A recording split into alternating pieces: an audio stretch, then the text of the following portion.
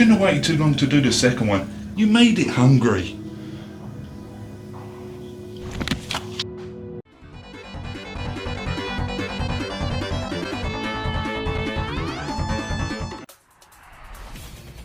I can't believe it took me around about 4 years to get to the second game after reviewing the first. Besides that, I did play this game back in the day on the PS2 and remember liking it. BloodRayne 2 Terminal Cut is the re-released version of the original game, where you play as Rayne, a half-vampire known as a vampire. It's an action-packed hack and slash, and I do mean hack and slash, where Rayne enjoys dismembering her victims throughout the game and takes a page out of Mortal Kombat with the fatalities. There is just so much gore, it's unbelievable, especially where she still decorates the floor with it. So if you're a bit squeamish around blood, I would suggest probably running away when someone's playing this. Rayne's still got a huge personality, cracking jokes, sarcastic comments while fighting the enemy. At the same time, I found it hard not to like this character with all these comments. You should run. It won't help, but it might make you feel better. When you saw the blades, what did you think was gonna happen? And that's gonna heal for you. For the campaign, this one is set in the more modern times where Rayne is trying to kill her vampire father and the vampires that are in legion with him, plus her family tree on her dad's side, and stumbles on a plan that her father has for vampires to walk in daylight by blocking out the sun in this red mist. Sounds similar to Skyrim? At least I know where Skyrim's got it from, especially with the same voice actor who's playing that one and plays the runner as well, so yeah. I thought the story was less weird and not so much interesting as the last game, where that one went really out there and had a lot of WTF moments from me. And I kind of wish that this game had that also, but it kind of didn't. For the controls, I did find them easy to get used to once when I turned on the gamepad in the option menu. For me to sum up that feel of the PS2 back in the day, I wanted that nostalgia feeling of it, and it didn't disappoint.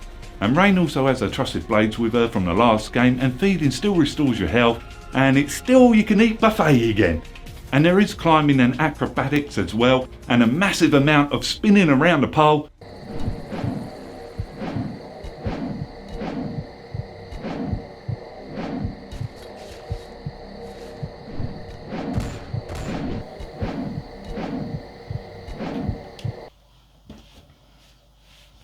I kind of feel like that this is a trap.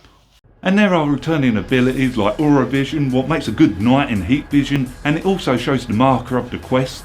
And slowdown time is back with rage mode. However, once when that blood rage mode gets upgraded, I found myself enjoying the game a lot more.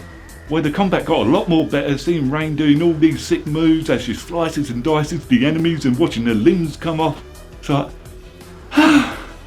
and there are new power types to unlock, like move faster, more damage, astro protection, feeding, and so on. And there are usually about 3 upgrades per power type, and the more advanced the upgrade, the more it uses this ability meter. And to gain Rayne's ability bar back, you gotta fight enemies or execute them, and every time she ended a foe, I could not stop saying fatality. But I would not recommend speaking it because it does become very addicted every time when she does this. I found out that I can't pick up weapons anymore, it gives me these blood guns instead, and when it runs out of ammo it starts to drain on Rayne's health, and how you refill these is very similar to feeding, where she injects the gun into the enemy and drains the life out of them. There are alternative ammos to unlock for the gun, although they all use this same blood vial, so the pistol you get around about 40 shots, and the explosion bullets you might get about 3, but them exploding bullets are overpowered and I just enjoyed firing them every time. It's just a shame that I didn't get that many shots of them. However, our favourite Dampier is not invulnerable. She still has her weaknesses, such as water and sunlight will burn her. I wonder how she takes a bath or shower then if water burns her skin. It's going to be one of them great mysteries of life. There are mission objectives, although it's not like the last game where it had me assassinate multiple targets. It's pretty much follow the path and solve minor puzzles along the way. So I didn't really look up the mission objectives after a while because I was completing them by going through the campaign. I think the level design has much improved. There's more of a variety now than the last game, where one minute I'm going through the streets, then I'm underground. And there's also this bar where the arcade machine has the first game on it. I thought that was a nice Easter egg just before I throw the enemies into this giant fan. And I enjoyed that there are destructible environments, what adds to some of the puzzles. such as hitting a target structure beam to make the bridge out of the poster board while flattening the enemy at the same time. It's like, I love that!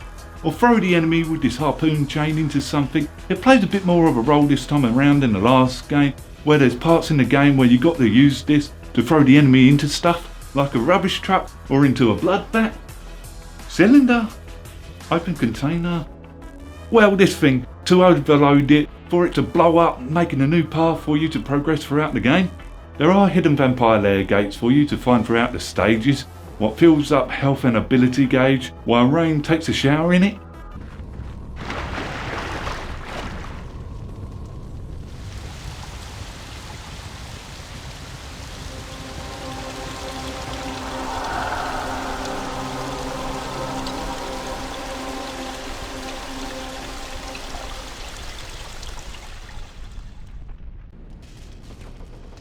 Oh, I got my answer about the bath and shower thing. She bathed in blood.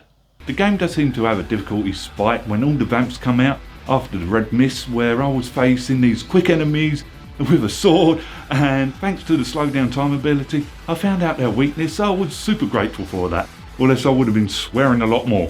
For the enemy AI, sometimes they're dumb getting stuck on objects from time to time, and other times they're impressive. It's kind of a mixed bag, however, most of the time they're alright and do what they're supposed to do.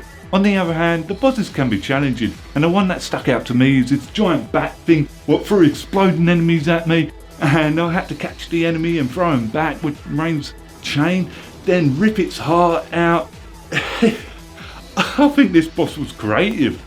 And once when the boss is defeated, it usually unlocks a new power or a combat move, and some of them can be very impressive to do, and I adored that I can unlock new outfits throughout my playthrough. I especially like the knight armour one. I enjoyed that I got to keep my upgrades for my second playthrough where I was OP'd, and I relished in that. Also, the cheat menu is back, and yes, they still jiggle without the code. I think the graphics are quite good for the age of the game, and have improved from the first one, and Rayne's appearance is a lot better now. Same with the details of the levels, and I appreciated that the game has a widescreen support now. For the soundtrack, I've got to admit, it's hard for me to remember any of it. Nothing really stands out to me, so I would say it's okay, but after completing this game, all that stuck with me is the title screen soundtrack.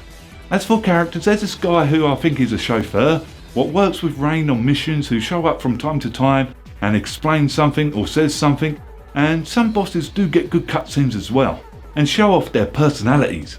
The CG cutscenes are impressive for the time, and very well detailed. I kinda wish there was more of them. Yet most of the scenes are in-game scenes, and sometimes the lip sync can be a little bit off. Nevertheless, I've got to say that the game did make me laugh in the first minute or so, where I've been told that I've got an immature sense of humour, so you can imagine my expression when I heard this. My God, look at that. Good night. Oh, that's definitely stimulating my economy. I think the voice acting is alright for the most, and the voice actor who plays Rayne just kills it every time. Now, it's hard for me to hear anyone doing a better job, and it suits the character just perfectly. And for how long the game is, it took me under 10 hours to complete. Now, there are bugs in this game. I've got this odd bug where an enemy clipped inside of Rayne, and there was this other bit where I got stuck in mid-air, and after a while died by nothing, and this happened to me a few times. Also, if I alt-tabbed out of the game, I had trouble getting back into the game and had no idea what that was about. So in the end, I did enjoy this game, except in my opinion, I think the first one had more fun with the story elements. So have you played it? What do you think of BloodRayne 2? Leave it in the comments below. Until next game, I'm off.